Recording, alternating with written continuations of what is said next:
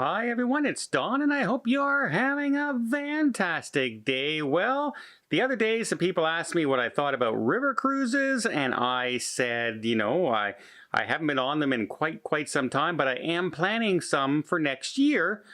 And they said, then I got emails saying, can you tell us what to watch out for when we're booking a river cruise? So yeah, I've got 10 things that you should really know before you book a river cruise.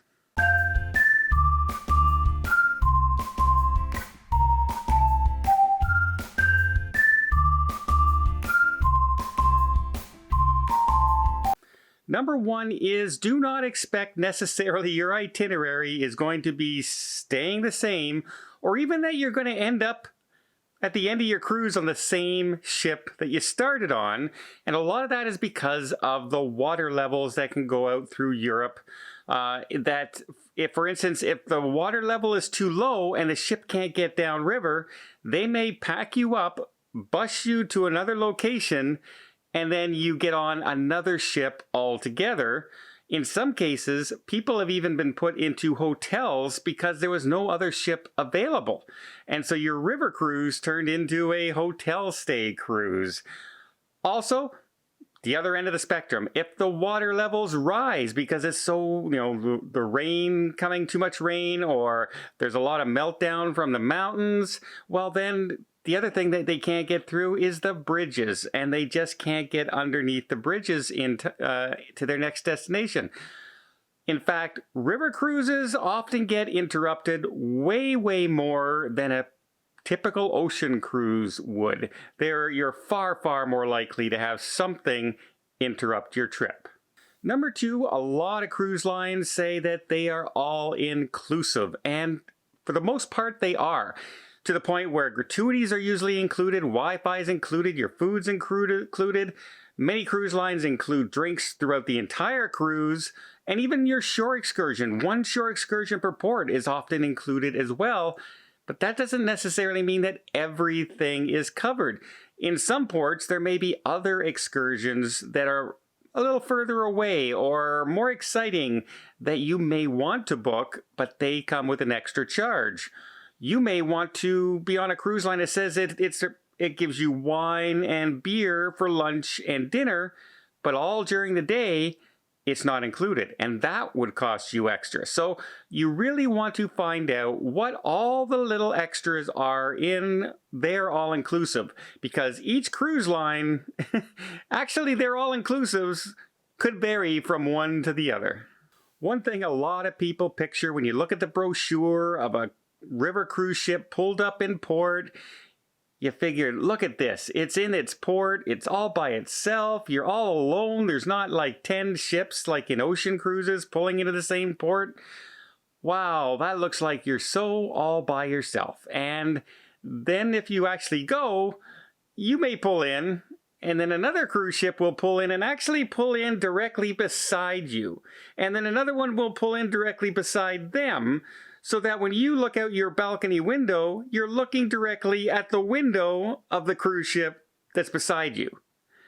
And it's so on and so on. In fact, the cruise ship that's on the farthest outside of the bank often either has to walk over your cruise ship and the next cruise ship to get off, or they actually walk through your cruise ship to get off. So yeah, it can be an awful shock that some people say, you know what, I'm not going to go on a shore excursion. I'm going to sit out here and I'm going to look at the river. And I'm just going to relax. And then all of a sudden a ship pulls up and it's like literally 5 feet in front of your view. And your view is of your neighbor ship window. So keep that in mind. They don't show you that in brochures or anything like that, but it's definitely a thing. Entertainment. Entertainment is probably the biggest change you will see going from an ocean ship to a river cruise ship. There's no big Broadway productions. They don't have time for that. There's not 6 bars to go to. You'll often have a lounge. Sometimes there's a theater, a movie screen with a couple chairs set up at the back or someplace in the kitchen area, like the dining area. But it's not going to be a big theater. And they're not going to bring in big dance troops or anything like that. Most likely you will have a guitar player, or you'll have a trio come on, or you're going to have a movie. You're not going to have big, huge productions every night on a cruise ship and different entertainment all the time. It's very, very limited on river cruise ship because the space just isn't there. And most of the river cruise ships hold about 112 passengers or so. So to have a big Broadway for production for 112 passengers doesn't make a lot of sense. So yeah, your entertainment is going to be yourself, basically, during the evenings, and talking to other guests and watching the river and the scenery go by. Number 5, a lot of people think that river cruises are the most relaxing cruises out there. They look so peaceful. You're just slowly cruising down on a bright sunny day across the Danube, looking at castles. It's so relaxing.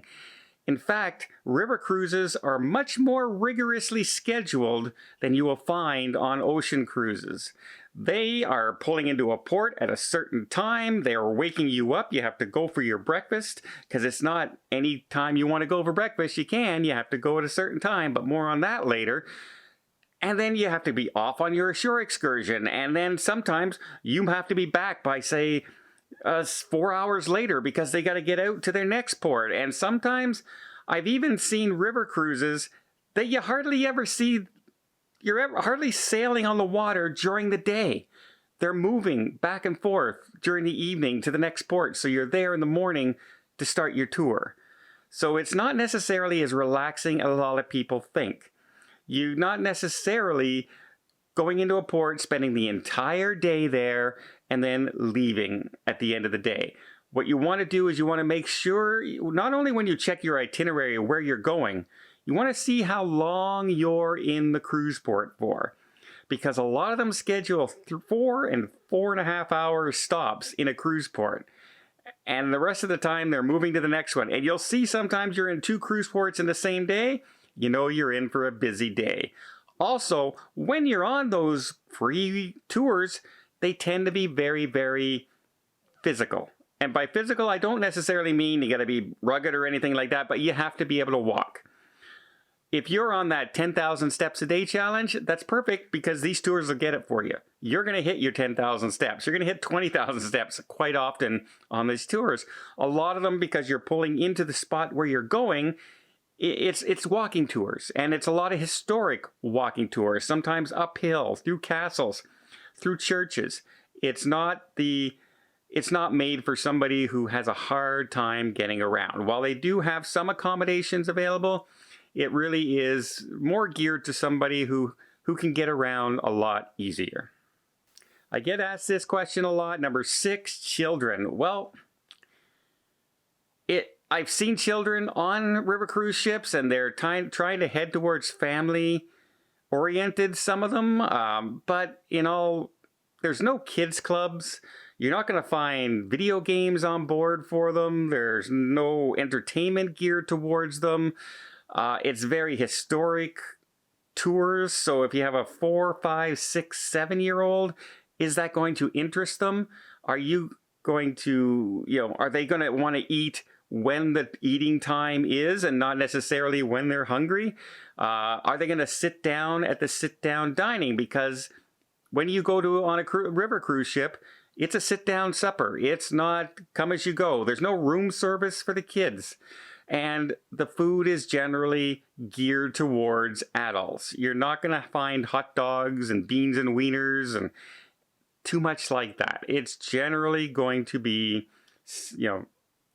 fish and Italian food. And I don't necessarily feel that river cruises is really, especially for younger children, if they're interested in history and you have some older children, then yes, that's a different story. And they can get around and they can find entertainment on their own.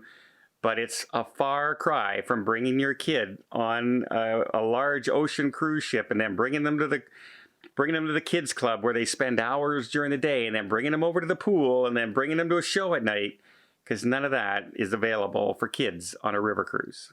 Number 7, generally speaking, on a river cruise, your cabins will be much smaller than on an ocean cruise. They only have limited space, and cruise ships have to go through locks and are designated to certain sizes depending on where they're sailing.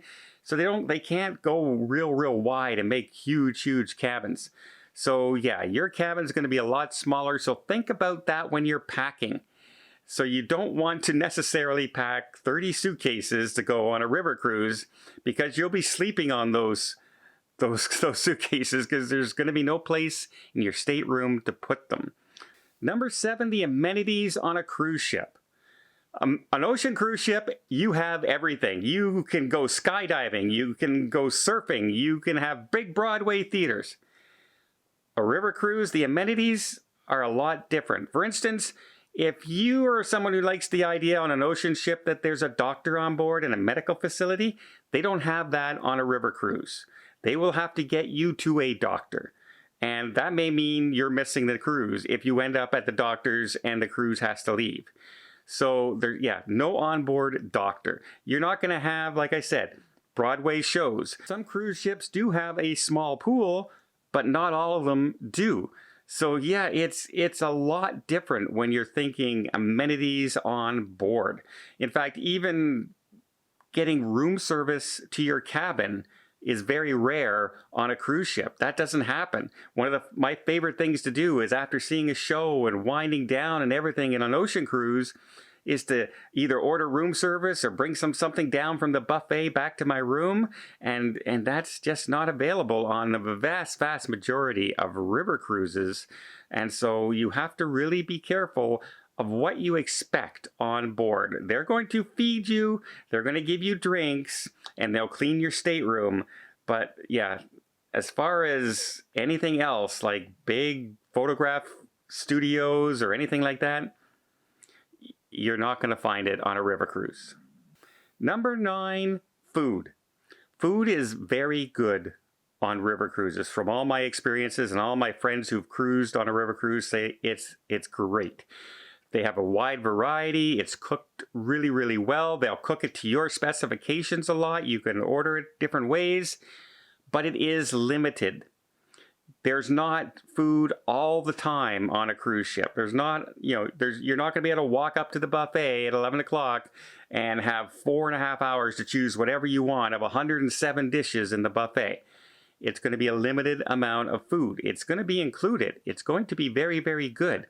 But there are going to be cutoff times. And when you're going to eat on the cruise ship itself, there are set times to eat. So if they say that dining is between 7 a.m. and 9 a.m., that means showing up at 10:30 and looking for your breakfast isn't going to happen. Same thing with dinner. If they say dinner is 7 o'clock to 8:30, that's when dinner is. And that's when you're being served. Now, some cruise lines do have like a little kind of buffet place that they'll set up at certain times, like if they're going to show a movie or something. But overall, generally speaking, getting your food is much more regimented than it ever is on an ocean cruise. And a lot of people are caught off guard by that, especially the no room service thing. Not being able to call for room service, it really annoys a lot of people that they thought that would be a given. I mean, every hotel has room service, right? No. Number 10, don't let those pamphlets that they show you and the pictures fool you of the cruise ship and the sunny weather. So it looks so serene, right? It looks so peaceful cruising down the river. River cruises can often be way noisier than an ocean cruise. And I mean just the general atmosphere noise. I'm not talking about music playing on the top decks or anything like that. I'm talking in the ship itself. So you will often have your neighbors, you can hear them much clearer a lot of the times on a river cruise. Remember, limited space, smaller cabins, tighter restrictions. You will also hear people more walking down the hall. You'll hear people walking above you more often on a river cruise ship. You'll just hear the motors and the atmosphere around you a lot louder than you will on an ocean cruise, because they can spread all that stuff out. They can't spread it all out on a river cruise. And one thing to also be aware of, you go through a lot of locks on a river cruise. Most river cruises go through a ton of locks. And if you happen to go through them at night, it can get very, very loud in your cabins, especially if you happen to be in some of the lower cabins, the ones with the window just above your head kind of thing. That's your view. You don't really have a balcony. Those ones can tend to be very, very loud as the ship is rested up against the side, as the water goes up and down and it drags along the stone concrete. It can wake you out of a sound sleep like that. So yeah, those would be the 10 things I would say you really need to pay attention to when you're booking a river cruise. I'm not meant to tell you don't take a river cruise or discourage you. In fact, I just told you all those, and I am searching river cruises right now for next year. So I am going on a river cruise. I'm trying to work it into my transatlantic cruise so I can do them all at the same time.